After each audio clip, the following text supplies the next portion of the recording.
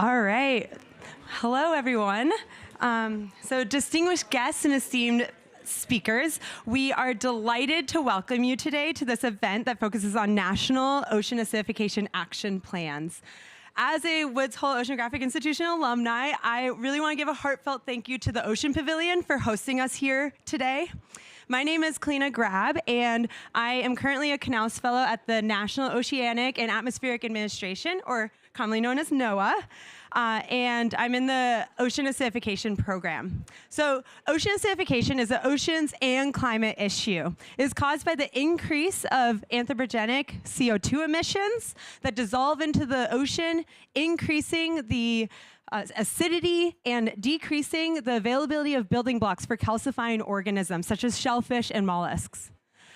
This is an issue that is currently affecting marine ecosystems and resources and affecting the availability of these resources to communities around the world. So today we are gathered to talk about one action that has been furthering the conversation about ocean acidification, aptly named OA action plans. The first half of this event will talk about the we'll frame the OA action plans, and then we will have the official release of the United States Ocean Acidification Action Plan. The second half of the event, we'll be hearing from a number of national governments making commitments for OA actions. Let's see. So I am honored to be a part of the executive writing team of this United States Ocean Acidification Action Plan.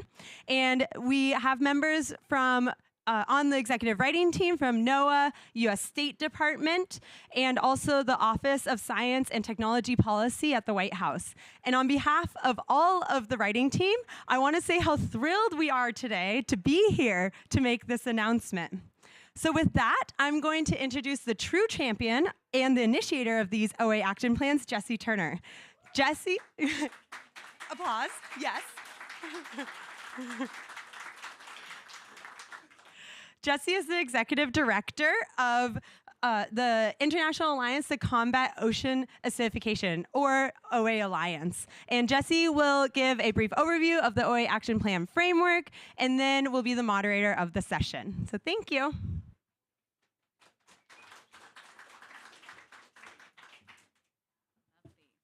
Well, thank you, Kalina, and does that work all right? Thank you, Kalina, and thank you everyone for being here with us this afternoon on one of the final days of COP28. And really honored to be here with the executive writing team, with NOAA and State Department and a number of national government partners and members of the Alliance, really talking about what it means to take ocean acidification science and information and apply it more concretely to policymaking and decision-making and management. And, do I have a clicker? Thank you. So, as some of you know, the OA Alliance was created in 2016, and it was launched, I think, interestingly and fittingly with the U.S. presence here today, by three U.S. West Coast states, including California, Oregon, and Washington, alongside the province of British Columbia in Canada. And we were launched very proudly at the 2016 Our Ocean Conference in Washington, D.C., and we saw right away more international interest on this topic than we were expecting. So we had at that conference national governments, including Chile and France, stand up and say, we want to join too. And we were really excited that we then became an international alliance to combat ocean acidification. And so since then, our growth and impact has been a direct result of really the amazing leadership from government members, helping to drive and elevate and connect the dots between OA information and actions that actually enhance global and local response to acidification.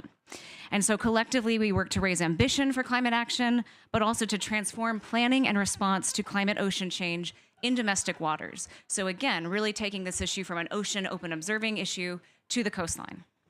And I'm really happy to share that this year, the OA Alliance became an officially hosted initiative of the UN Foundation. So as a community of OA practitioners here at the Alliance, we work across international frameworks, such as the ones you see here. So at the UNFCCC here at COPS, we work on emphasizing aspects of OA mitigation, adaptation, and financing needs across things like the global stocktake, the global goal on adaptation, and of course, increasingly, the ocean and climate dialogue, which was a outcome of COP25, and we've been building an OA community of civil society and government leaders ever since. We also work, and you'll hear a lot about this today, across UN Sustainable Development Goal Agenda. Goal 14 is the ocean goal, and it has an ocean acidification target, point 3, to minimize and address ocean acidification. We work across the UN Decade of Ocean Science and engage a number of multidisciplinary practitioners, reaching out to stakeholders, policymakers, seafood growers, to really invite them in and help them as a research community help us outline what the information needs are for discrete management purposes. And so it really is a collaborative effort under the UN Decade to make sure that we're having applicable science for management coming out on this topic. And then finally, we really work to make sure that OA policy and investment commitments are secured and elevated across things like our ocean conferences. But domestically, as you've heard, we really call governments into the action of creating what we call OA action plans. And as envisioned by the Alliance, action plans help governments take inventory of the actions that they already are taking or would like to be taking more of to better understand and respond to OA in their region, with the purpose of accelerating the most suitable mitigation, adaptation, and resilience building options near shore. And so action plans fall into 6 different buckets. It's simply too much to go to governments and say, what are you doing to address ocean acidification? It's a hard question. So we've really worked to outline themes and buckets that we want governments to see the connections between and outline the priorities across. So this includes reducing atmospheric emissions of CO2, the #1 cause of ocean acidification, advancing science and research near shore to better understand impacts locally and evaluate the best response strategies, reducing local pollutions that go a long way in exacerbating coastal acidification and hypoxia or oxygen loss. So really looking at ways we can reduce pollutants from wastewater, agriculture runoff, nutrients, nitrates that really compress habitat near shore and make conditions much worse for species and ecosystems. We want to explore adaptation and resilience building strategies against OA. You'll hear more about this today, but those include things like deploying aquatic vegetation and coastal habitats to remediate ocean acidification, using crushed up shell matter to support more calcium carbonate available for species as they build their shells or skeletons nearby, and even in some cases treating seawater in hatcheries or contained growing operations to ensure the best conditions for survival and growth. And then, of course, we do things like expand public awareness. That includes with policymakers, with communities, but also, as I mentioned, seafood growers across scales, and even sometimes other scientists or other marine conservation or aquatic food security initiatives.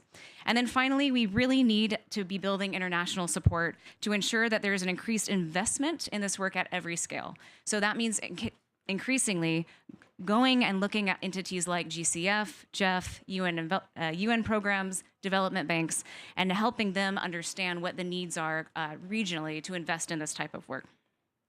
So just quickly, last week, or I guess a few weeks ago now in London, the Economist Impact Group hosted a launch event for an OA policy paper titled A Time for Action, and really calling more national governments into this work of OA action planning or taking OA actions domestically.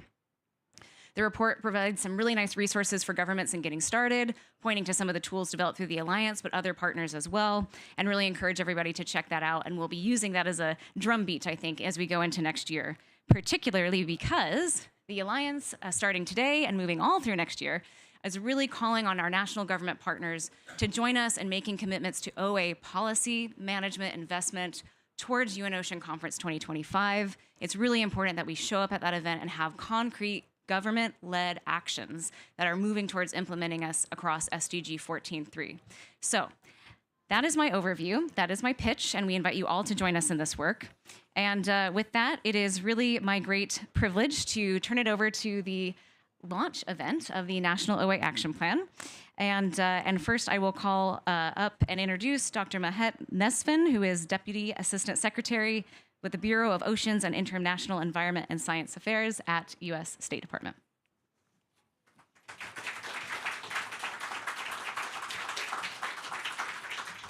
Thank you, Jessie, and for your leadership in all of this work that you're doing. Good afternoon, everybody. I'm excited to be here today in this room of esteemed colleagues and leaders for this important event. We have heard a lot in the past few days about how central the ocean is to the climate crisis, both the ways in which it is impacted and the ways and the solutions that the ocean has to offer. We know that the ocean absorbs nearly 1/3 of carbon dioxide emissions produced by human activity, and this has enormous implications for the health of our oceans, including for ocean chemistry. Since the start of the Industrial Revolution, the acidity of the ocean has risen 26%. In some places like the poles, this change has been even more extreme. The present rate of change is greater than any other known change in ocean chemistry in the past 56 million years. So as the ocean becomes more acidic, organisms like corals and shellfish are particularly affected, struggling to build their shells and skeletons and compromising the health of entire populations. We also know that ocean acidification affects the growth, development, and behavior of many marine species. These consequences for marine life affect us all. They affect food security, livelihoods, and they affect our cultural heritage. The United States has been a committed leader globally in the effort to combat ocean acidification. In 2009, we were the first country in the world to pass a national ocean acidification law that outlines our commitment to long-term monitoring and research. Over the years, we have worked both at home and with partners around the world to advance ocean acidification policy, research, and management. We have funded capacity building efforts to support ocean acidification research around the world. We've served as the Secretariat for the Global Ocean Acidification Observing Network and taken great strides to meet our climate commitments to address the root cause of ocean acidification, carbon dioxide emissions. Last year at the UN Ocean Conference, we affirmed our longstanding commitment to these efforts by joining the International Alliance to Combat Ocean Acidification and committing to draft a national action plan. I am thrilled to celebrate today the release of that ocean acidification plan from the United States. It's a product of collaboration across the United States federal agencies. I want to particularly thank Dr. Spinrad for NOAA's excellent leadership and partnership, and many of the people in the room who have done the hard work to get this plan in place. I would also like to acknowledge the strong progressive leadership on addressing ocean acidification by subnational governments, including US states, several of whom actually beat us to the punch in producing their own statewide action plans. Our national action plan looks back on our progress, and it describes the existing policy framework that the United States has used to implement our already robust work on ocean acidification. And it looks forward, identifying several priorities for future action across the federal landscape and in partnership with subnational governments and the international community. I want to just take a moment to walk through the 4 pillars of our plan. First, we will address the urgent need to mitigate ocean acidification by reducing carbon emissions. We cannot confront this challenge without tackling greenhouse gas emissions. The single most important thing we can do for the health of the ocean is to transition to a low or no carbon energy future. Second, we are continuing our efforts to understand ocean acidification. Monitoring and research are central to understanding the risks and vulnerabilities and critical to developing science-based tools to mitigate and adapt to its impacts. The third pillar of the plan is supporting communities as they build resilience to the impacts of ocean acidification. Ensuring communities are prepared to deal with the changes that ocean acidification may bring is key and central to our efforts. And fourth, we are collaborating subnationally and internationally to better mobilize action across all levels of government. In particular, we emphasize the importance of centering the experiences and the priorities of local communities, especially tribal and indigenous communities, who are often on the front lines of ocean issues. So in June 2022, the United States committed to drafting this plan. We reiterated that commitment as an element of the U.S. Ocean Climate Action Plan released earlier this year, and today I am proud to announce that we have made good on that commitment. I'm excited to welcome other countries to join us in this effort and commit to drafting their own ocean acidification plans. Like all of the challenges facing our ocean and our climate system, solutions will take concerted efforts by all of us, and we look forward to working with others in our collective efforts to address this critical issue. Thank you, and thank you for your leadership in this as well.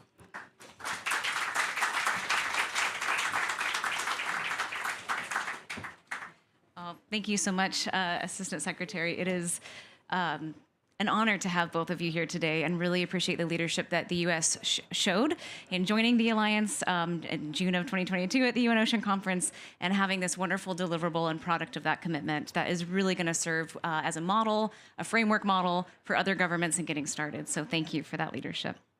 And now it is my honor and privilege to call to the stage Dr. Richard Spinrad, who is, as we, I think, know, the administrator of the National Oceanographic and Atmospheric Administration, to provide a little bit more in-depth accounting for what's inside the action plan. And thank you always, Administrator, for your leadership on this topic tirelessly. Thank you, Jessie. Let me echo Das Mesfin's expression of appreciation for all of your leadership, Jessie, over the years. It's been extraordinary, and what a wonderful place to be in. What a wonderful time to be making this announcement. I thought I'd start with two very quick stories. The first is about 20 years ago. I was the head of NOAA research at the time, and I remember flying out to our laboratory in Seattle, Pacific Marine Environmental Lab, and a certain Dick Feely called me aside, and he said, "Did you know the oceans are 30% more acidic now than they were before the industrial era?" Actually, at that point, Dick said, the water's off the coast of Washington, because back then, that's where he was making some initial observations. And I said, that sounds kind of interesting. Is this something we're going to see around the rest of the world? And Dick, to his credit, who is a particularly visionary guy, said, yeah, I have a feeling we're going to see this in a lot of places. Here we are. We're in that place. You heard the statistics, 26% more acidic, basically.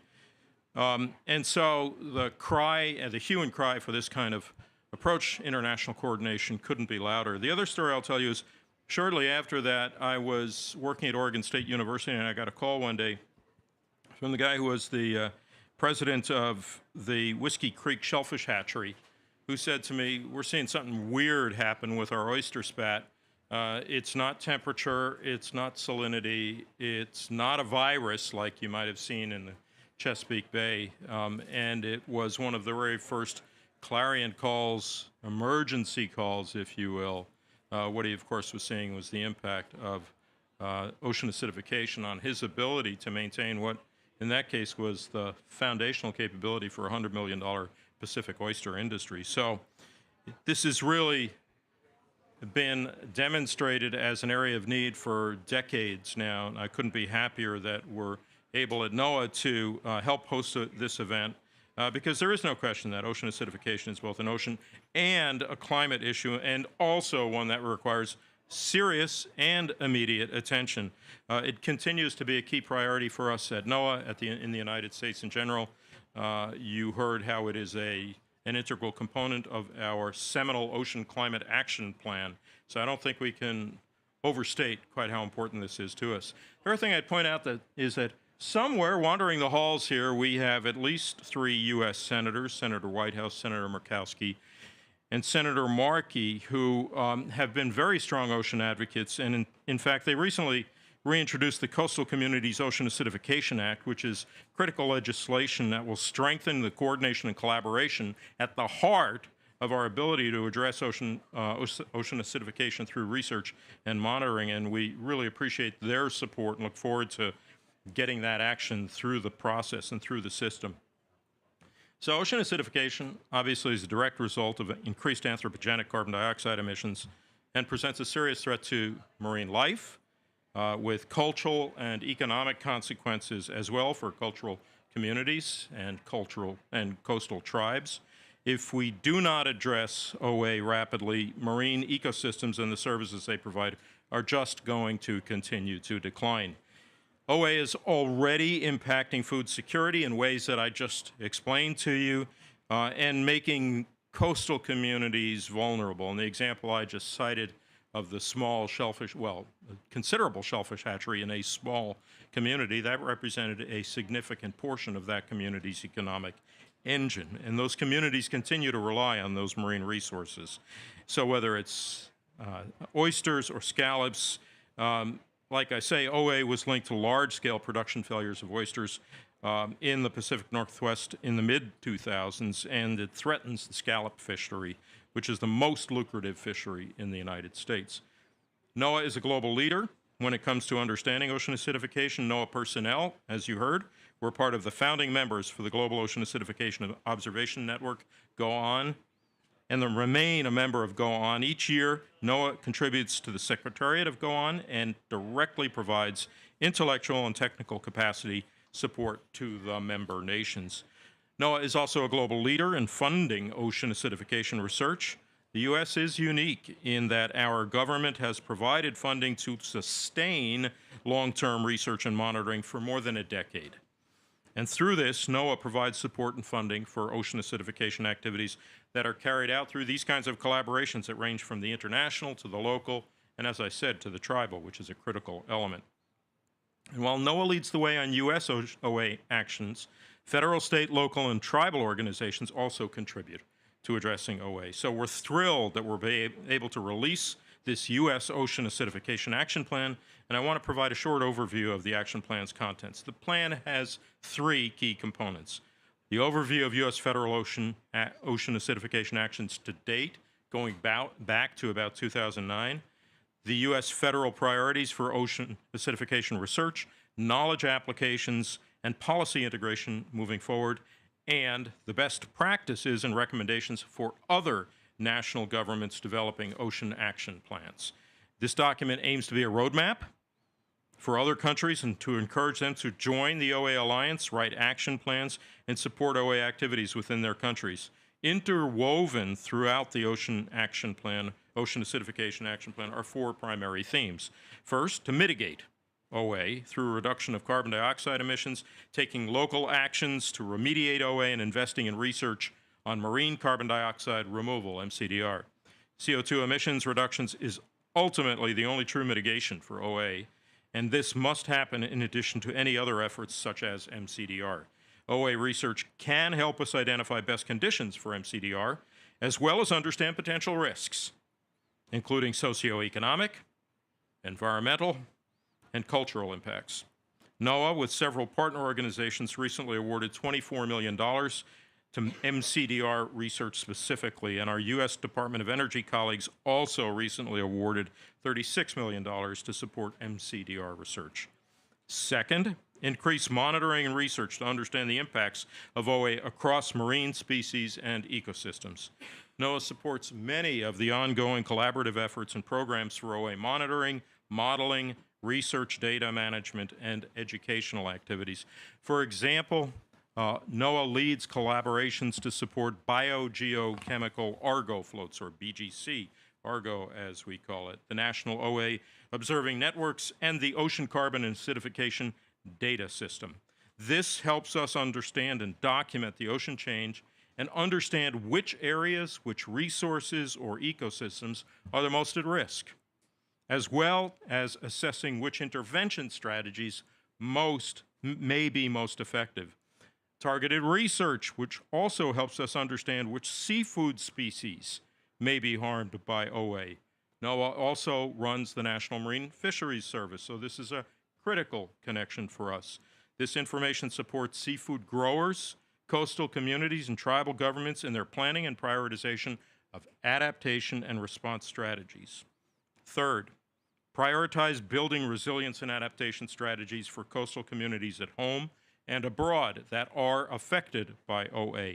NOAA has played a crucial role in sharing findings with communities, with industries, and other stakeholders, conducting regional vulnerability assessments and supporting the 6 coastal acidification networks. It is not sufficient to do the best research, publish the best papers, and leave it on the shelf, so that engagement in building resilience and adaptation strategies cannot be overemphasized. Adaptation and resilience building strategies to OA might include nature-based solutions, you heard some of that, directly supporting shellfish hatchery operations, conservation measures like MPAs, and shared use planning efforts. Blue carbon ecosystems can support carbon sequestration goals and remediate OA, improving resilience of marine ecosystems. Actions to reduce local land-based pollutants from wastewater, stormwater, and agricultural runoff can reduce impacts on species and improve ecosystem function. Next, collaborate subnationally and internationally to better integrate OA knowledge across multiple levels of climate policies and marine management, like the ones I've listed already, The U.S. encourages expansion of the OA Alliance membership to mobilize the development of OA action plans globally. We encourage the expansion of the OA Alliance membership. NOAA supports the Global Ocean Acidification Observing Network bilateral agreement between U.S. and Canada, a technical training center within the Pacific, and capacity building within the Caribbean.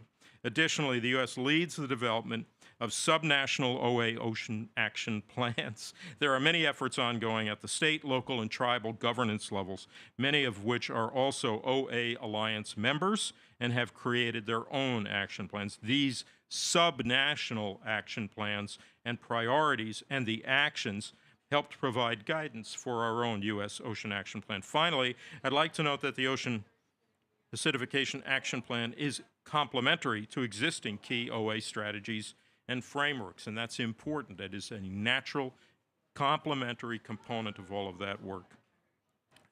Echoing Deputy Assistant Secretary Mesvin's remarks, NOAA encourages other national and subnational governments to commit to drafting OA action plans. OA is a global issue with local effects, and international collaborations and place-based domestic strategies for mitigation and adaptation are needed to combat OA.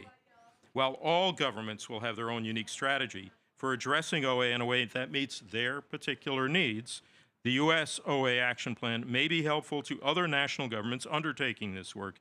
It provides a framework for prioritizing local research, supporting networks and connections, and connecting to policy. It's important to remember that there is no one-size-fits-all in this arena, and no approach is going to be the singular approach that works. Approaches to developing an OA action plan should obviously be place-based and unique to the ecology, the capacity, and the policy or management goals of the nation or region. I might also add the cultural considerations of that region. National actors, subnational actors, and intergovernmental organizations like the OA Alliance play an important role in advancing this collective action. The United States encourages other nations to join the OA Alliance and develop OA action plans. We are committed to working collaboratively across all levels to deliver a climate ocean goals for the health of the planet and for future generations. Thank you very much.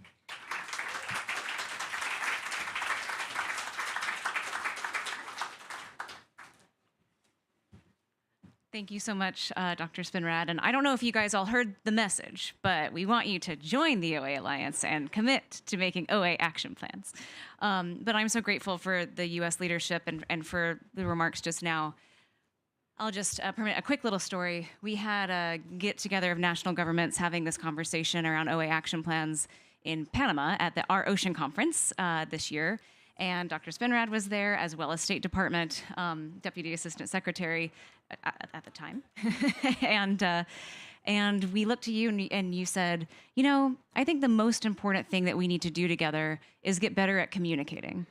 And I love that coming from you, of all, you know, from the science arm, you know, of all people, and really talking about the need to think about the communications around this topic. And so I just really appreciate the leadership that's here. And I think the words that you both shared cue up very nicely our next set of speakers, talking about these different national government approaches to what this is going to look like in their own areas, in their own regions, what the information pools are, where we need to expand, and where the policies are best suited to take up this work. So I think that was very well framed, and I appreciate it so much. Before you guys go and we hear from our second round of national partners, can I just get our drafting team to the stage for a quick photo together, and then we'll drafting team photo, all panel photo, and then we'll go into comments from national governments. So you two, Megan and Kalina, please come to the stage as drafters.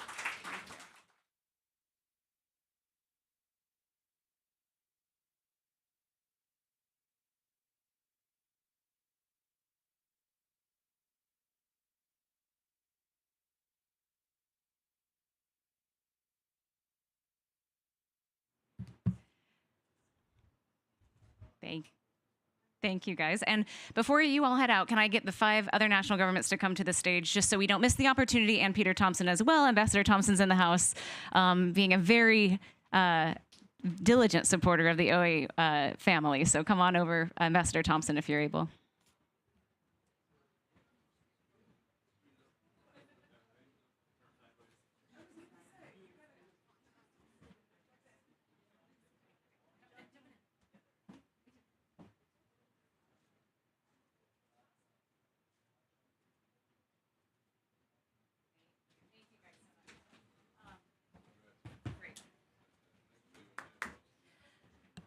So, moving on to our next conversation, moving from the launch of the USOA Action Plan, it has been a great privilege to work with more national governments on this topic.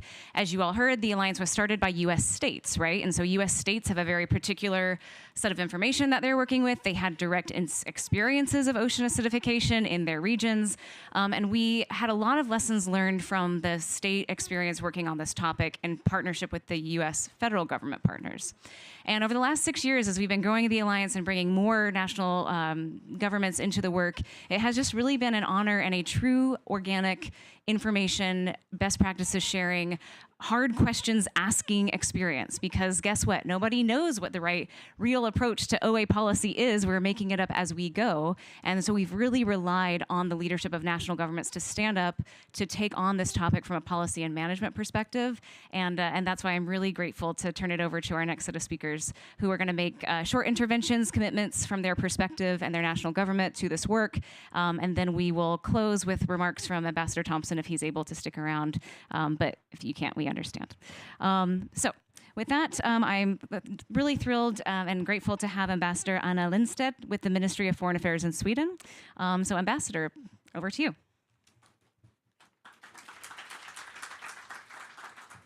Thank you, Dr. Spinrad, Ambassador Thompson. Dear friends of the ocean, good afternoon. It's great to be here. The ocean is the biggest carbon sink of our planet, but the ability of the ocean to capture carbon comes with side effects.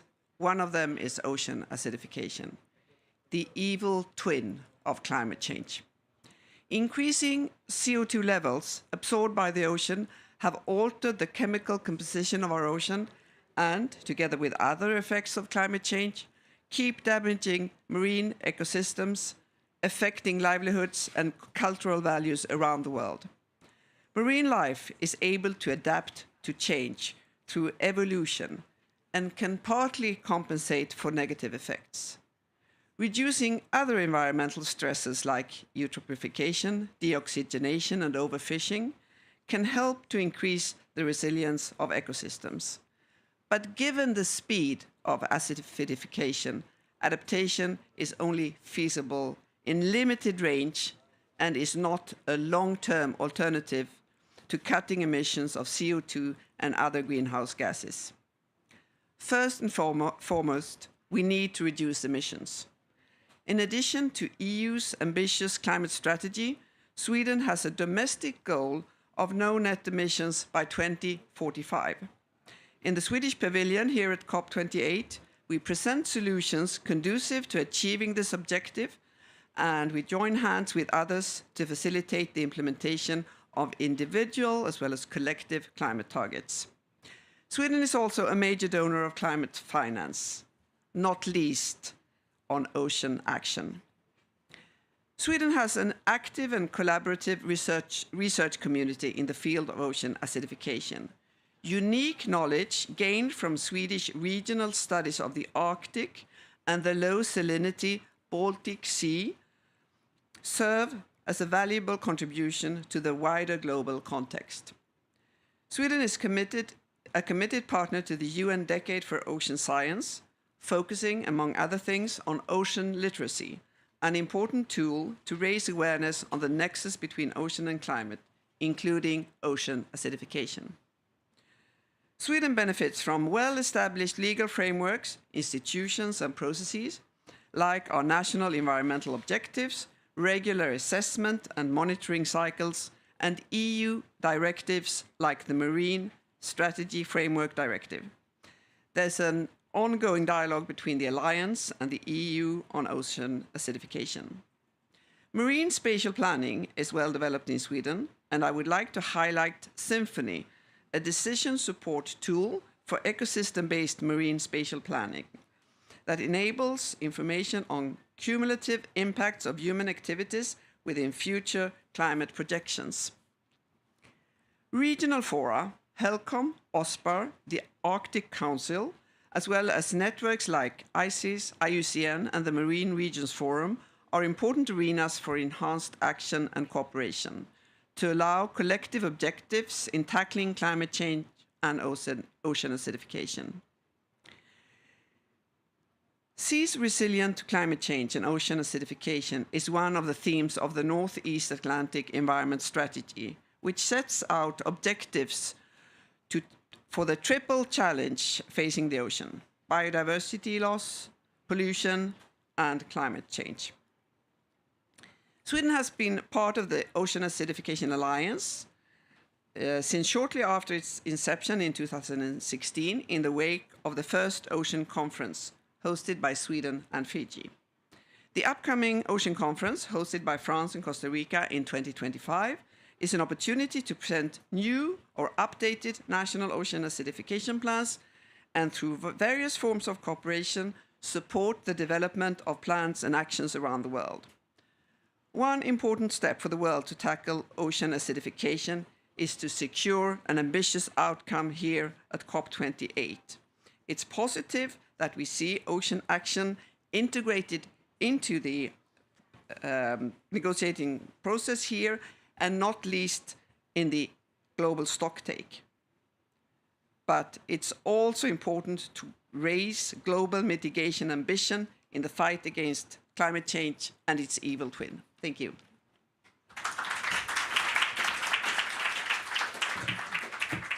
Thank you so much, Ambassador, importantly for not keeping our eye off the target here and what we're meant to be doing at the COPs by way of reducing CO2 and greenhouse gas emissions, but also for all of your leadership tirelessly on this topic on ocean climate action for many, many, many years before the Alliance joined the party. And really appreciate the connection to the EU and to the European Commission and how we're thinking about frameworks that are shared across European strategies around marine management and where this information could be taken up and better strengthened. So thank you for joining us in that work as well.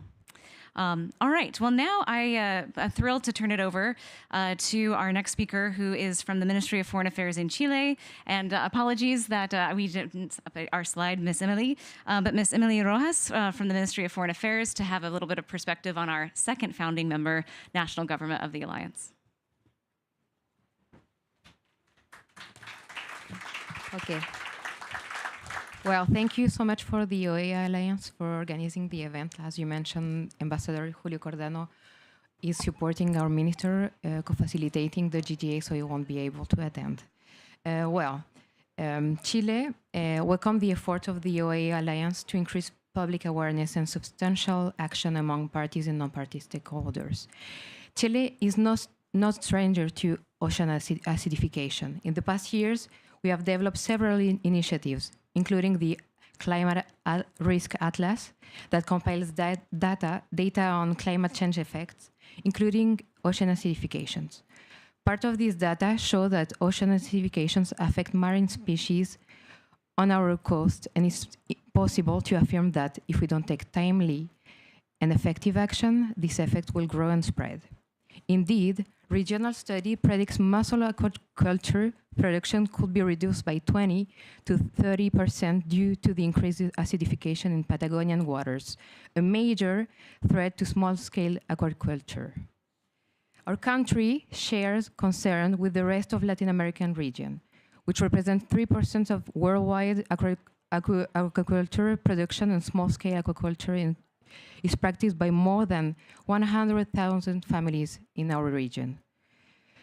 Conscious of these threats, at the Ministry of Foreign Affairs of Chile, we are taking part in several processes to raise ambition on ocean action, from the international to the domestic level, including as co-chairs with Canada of the UNFCCC Ocean and Climate Dialogue, but also as a member of the higher level panel on sustainable ocean economy, and of course, as a member since 2016 of the OAA Alliance. In the international arena, the UNFCCC Ocean and Climate Dialogue, which we co-chair, as I mentioned, represents a unique opportunity to raise climate action ambition.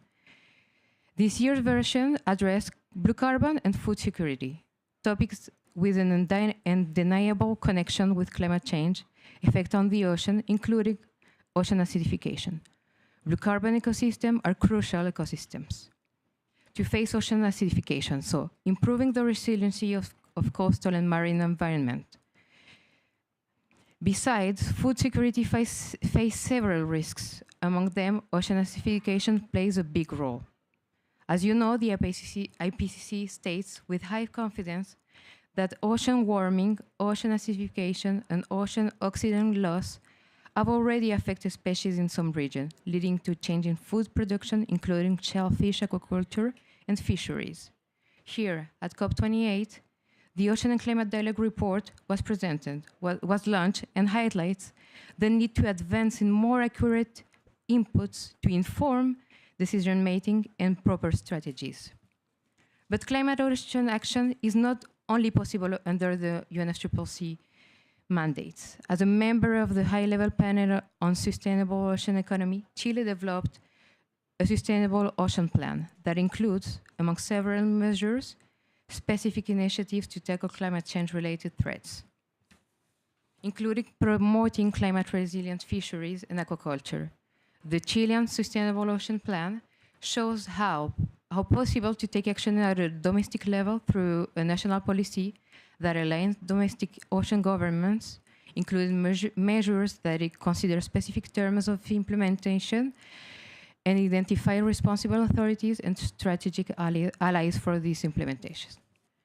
And last but not least, we recall that Chile also joined the OAL Islands in 2016 at the Our Ocean Conference. We were proud to be the first national government member to join the OAL Alliance and now sit as a member of the Executive Committee. Collaboration is crucial in the global efforts to face ocean acidification, in line with the implementation of SDG 43. In that spirit, Chile look forward to continuing to share the experience and best practices this COP28 at the pre-UN Ocean Conference in Costa Rica in 2024, and also at the UN Ocean Conference in France in 2025. We will be collaborating with the OAR Alliance and other national partners to provide guidance on integrating aspects of ocean acidification information across relevant outcomes of our Sustainable Ocean Plan. And we invite other parties to join us in these efforts, developing international policies to address the climate change effects on marine environment, including ocean acidification. Thank you.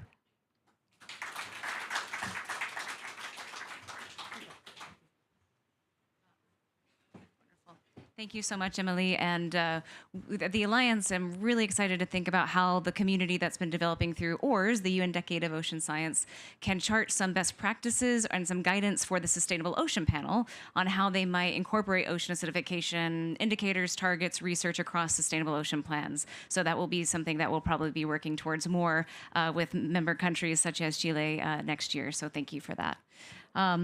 All right, since we've been talking about the UN Ocean Conference, I'm happy to hear from the government of France, particularly from the European and International Affairs Ministry. So Ms. Gabrielle Laric, please join us and tell us from your perspective how ocean acidification sits in the goals and opportunities for the UN Ocean Conference in 2025.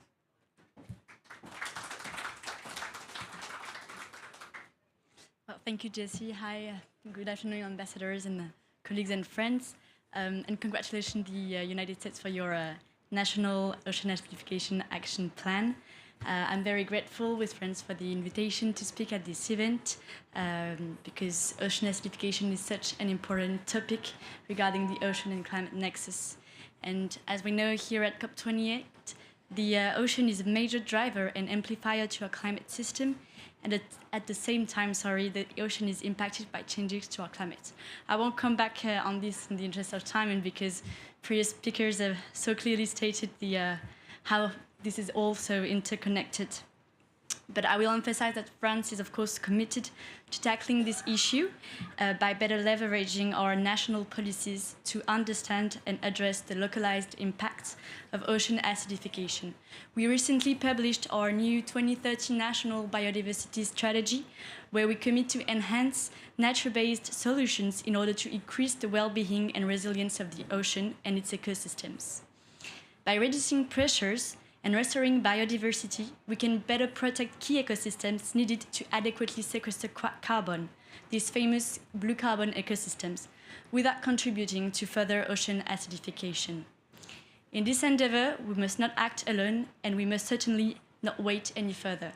Which is why, together with our partners like the United States and Denmark, we held the Great Big Challenge event at the beginning of this COP to enhance action in the decarbonation of the maritime sector. Indeed, we need to reduce the emissions of atmospheric pollutants by ships, as they not only have a significant impact on environment, directly contributing to the acidification of aquatic systems, but also disastrous consequences on human health.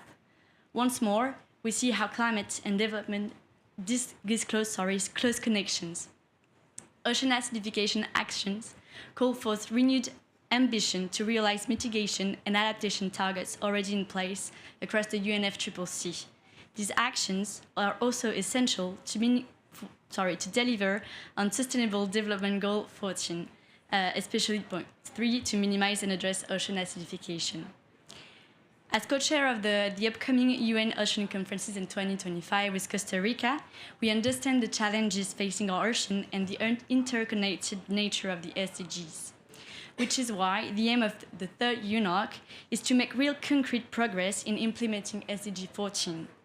Costa Rica and France have conceived the conference around 3 pillars. First, advocate for the success of multilateral processes, directly or indirectly related to the ocean, and consolidate our common objectives for ocean protection.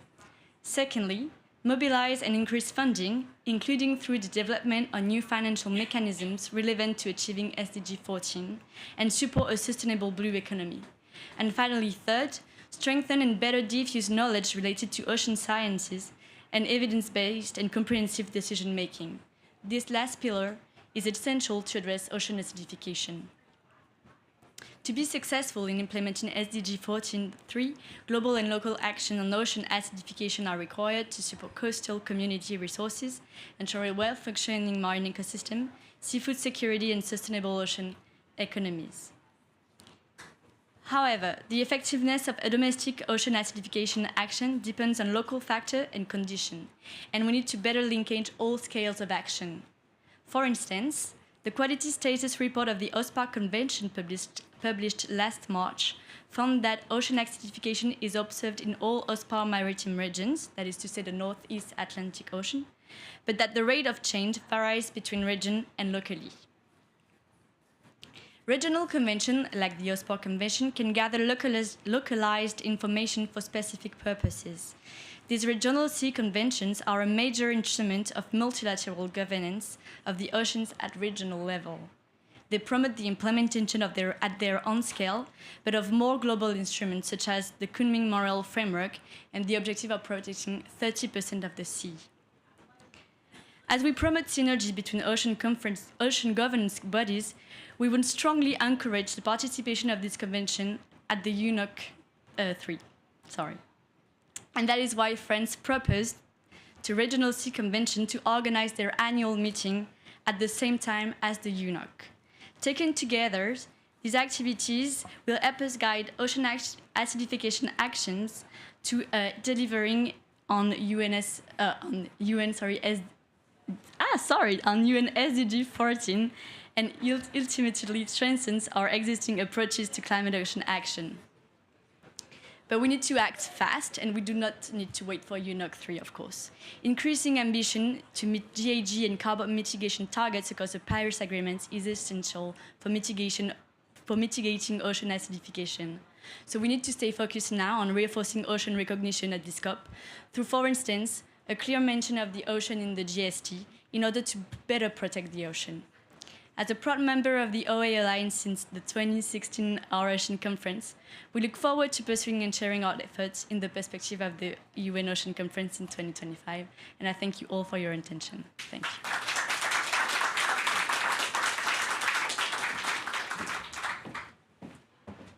Thank you so much, Gabrielle, and for France's leadership alongside Costa Rica and UNOC 3, and really look forward to working with you and also taking that regional approach through the European Union and thinking about where the strategies can be taken up information like the OSPAR OA assessment and having some examples at UNOC showing exactly what that looks like by national member states across the Commission. So thank you for that.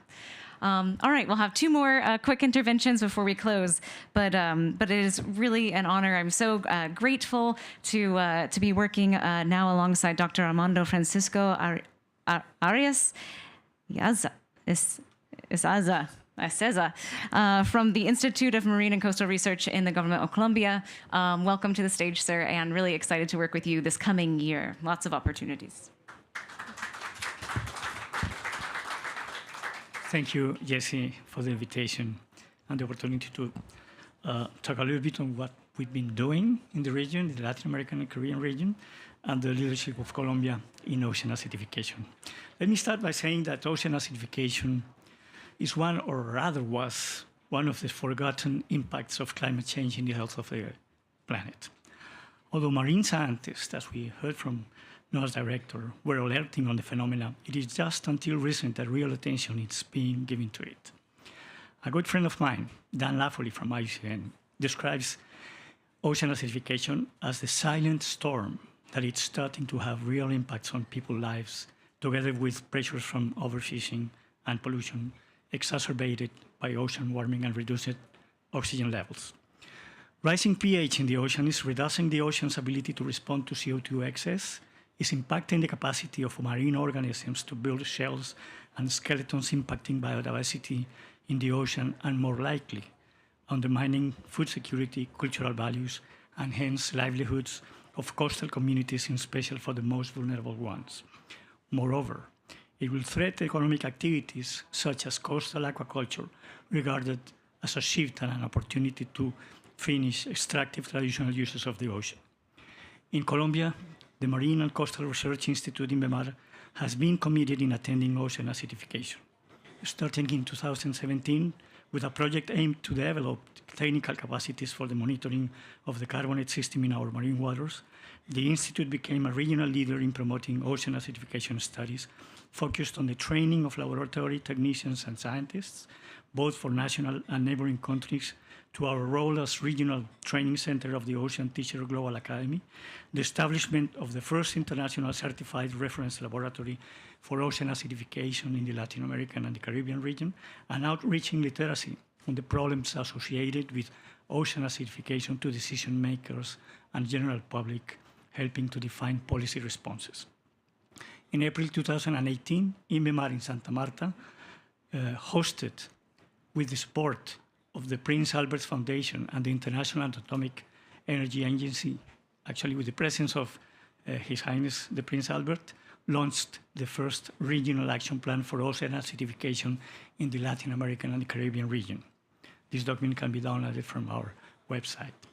The document has served as a route plan to coordinate several actions within the region, especially in the capacity development, the establishment of scientific networks, initiating countries into the monitoring and the arrangements to gain attention from policymakers into ocean acidification. With the support of the International Atomic Energy, we have established REMARCO, which is a network from the Latin American countries to follow ocean stressors where ocean acidification is included or was one of the main interests of attention. REMARCO countries applying nuclear techniques are now reporting high-quality data in a comparable, consistent, and transparent way to indicator 14.3.1 of the Sustainable Development Goals through IOC, UNESCO IUD Information Repository, and the Decade of the Ocean Info Hub. Finally, Colombia's National Environmental System and its Marine Research Institute, INVEMAR, salutes and congratulates US for the release of its National Ocean Acidification Plan, highlights the importance of this instrument to respond in such a powerful way for engaging with the threats of ocean acidification. Moreover, following the kind invitation that we received within this COP28 to participate, we would like to express our intention to become an official member of the Ocean Acidification Alliance, and also to take the opportunity to look forward to coordinate actions, both from our national perspective and plans, and also would like to offer its leadership within REMARCO to foster collaboration within the countries of REMARCO, with the United States, with the Ocean Acidification Alliance, and the needed responses in partnership to cope with ocean acidification. Thank you very much.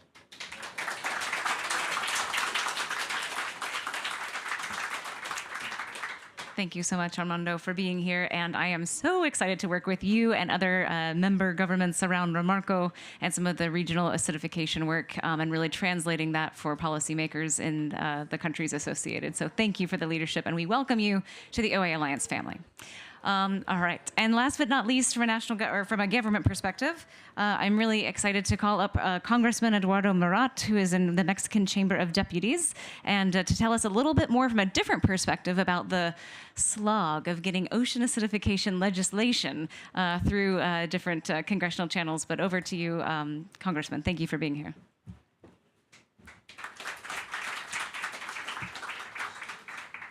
Well, thank you.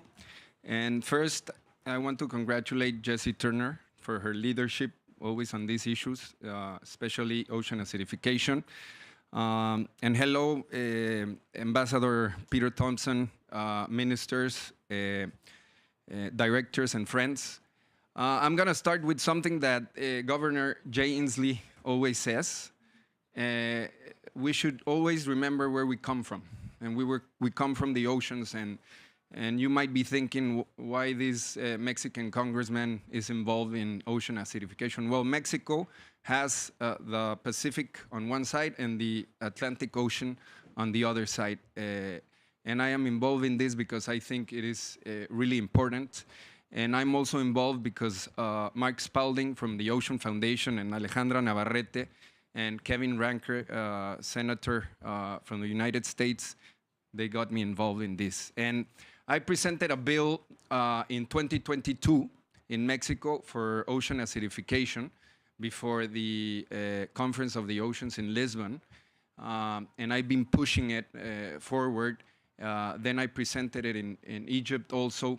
But I have to tell you that it didn't go through because of budget constraints. But it consists in basically two things. We were trying to bring visibility to ocean acidification with the definition, and we were trying to start a plan. And basically the plan is to work with universities and with the Marines for research, for mapping, for management, and for monitoring the seas to be able to deploy the proper plan. So, but we couldn't pass the bill. So what I did is, in one of the books of Samantha Powers that you might know from the United States, at the end of her book, in her biography, she says that every time her team was faced with big challenges, she tried to bring the team together and she tried to shrink the change. So basically, that's what I'm doing in Mexico. That big initiative, I'm trying to do it by steps. And I did basically that action and another action. I registered with another group of Congress ladies and congressmen, and we started a caucus on oceans, and we're trying to push bills related to oceans. And to shrink the change, basically, what I did is I presented a bill for the definition of blue carbon. Then I presented another bill for how to implement the blue carbon projects. Then another bill to try to state carbon as a national resource and to be able to deploy equally the benefits of those projects. Then, of course, I also presented a bill to create a more robust implementation and to state that whoever throws pollutants, nitrates, into the ocean, it will become a crime in Mexico. Then another initiative for marine protected areas to increase them to be centered with what was announced in Montreal, Canada for the 30 by 30. And as you know, Mexico announced 2 weeks ago that we are going to step forward for a moratorium for deep sea mining.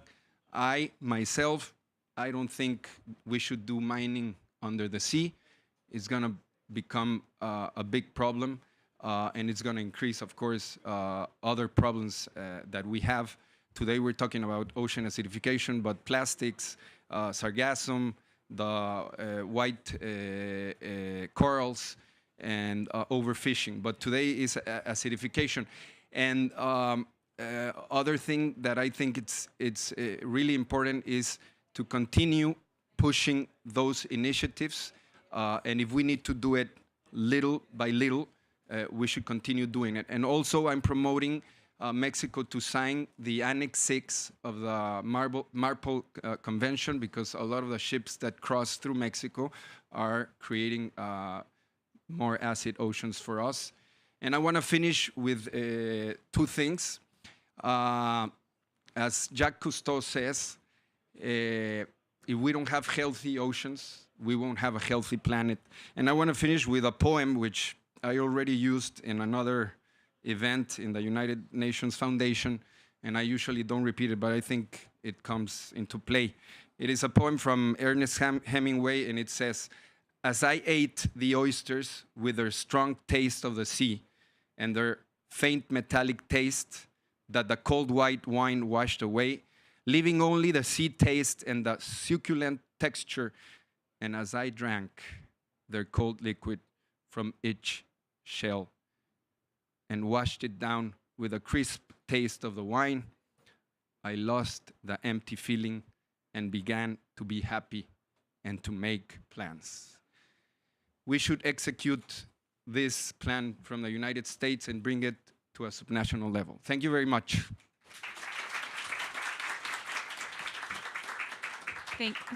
Thank you so much, Congressman, for being here. It's great to have the perspective. I'm going to bring Peter Thompson to the stage, but right before that, I want to introduce a dear colleague, Alejandra Navarrete from the Ocean Foundation. Alejandra, do you mind just sharing the 30-second version of the Ocean Foundation's leadership on the policy work around acidification? Alejandro, I'm going to gazump you, and you're going to speak last because I'm doing the opening remarks, and it's about a 10-minute walk. As you all know, this is all about walking this conference. Hey, listen, guys, thanks to NOAA for the generosity with which, through the IOC, UNESCO in particular, you share all your findings. As you said, it's a global problem. We've got local solutions, local actions, and so on. So wise words, and thank you so much for everybody who put together your Ocean Action Plan. There are so many of them in the room here. Congressman, congratulations on what you're doing. Keep up the fight. Never surrender. And to all the others who've spoken and have joined the Ocean Action Alliance, congratulations. I've been working with Jessie for about 5 years now, and you're part of a really good movement. So just strengthen it and encourage others to join it. I think something that hasn't come up today, and I know that people don't like it, there's the whole area of alkalinization. I can't even say it. I don't like it so much. But I have to run to this thing, and then I jump on a plane and fly home. So I'm going to try and leave you with a laugh, because this whole blinking thing we're at here is sort of a party at the end of the world, and it's so depressing.